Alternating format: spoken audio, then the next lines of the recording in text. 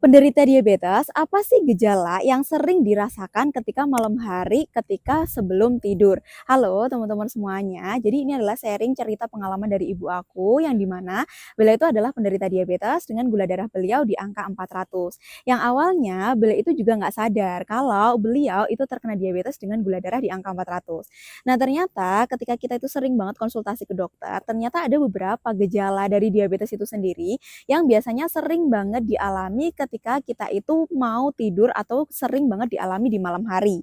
Nah, apa aja? Yang pertama, gejala yang pertama biasanya ngerasain yaitu di bagian kakinya itu sering banget ngerasain kram, kebas ataupun kesemutan.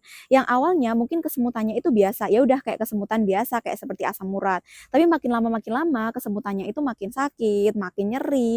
Terus habis itu kesemutannya itu bahkan menjalar. Jadi bukan bagian telapak kaki aja tapi menjalar sampai dengan ke kaki juga, ke betis. Yang ternyata ini tuh terjadi akibat penumpukan gula yang berlebihan yang ada di dalam tubuh yang mengakibatkan akhirnya syaraf di bagian kakinya ini terganggu.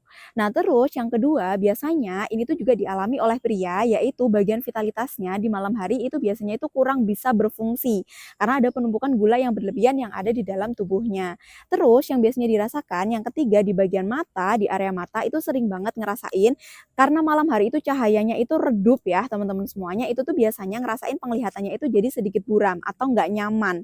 Nah ternyata 3 gejala ini itu tuh bisa terjadi akibat gula darah yang terlampau tinggi. Karena ketika ibu aku gula darah di angka 400, sebelum tidur itu pasti beliau itu ngerasain kakinya itu seperti kesemutan. Bahkan ada fase di mana beliau itu sampai nggak bisa tidur dan begadang gara-gara kakinya itu benar-benar sakit yang seperti disayat-sayat, seperti benar-benar berjalan kayak ada duri-durinya. Nah, padahal sebenarnya suhu tubuh lainnya itu normal, tapi bagian kakinya aja yang ngerasain panas yang berlebihan. Nah, ternyata kita ketika konsultasi itu namanya neuropati diabetes, yang ini terjadi akibat adanya kerusakan syaraf yang ada di bagian kaki. Nah, akhirnya diresepkanlah untuk pemakaian obat generik.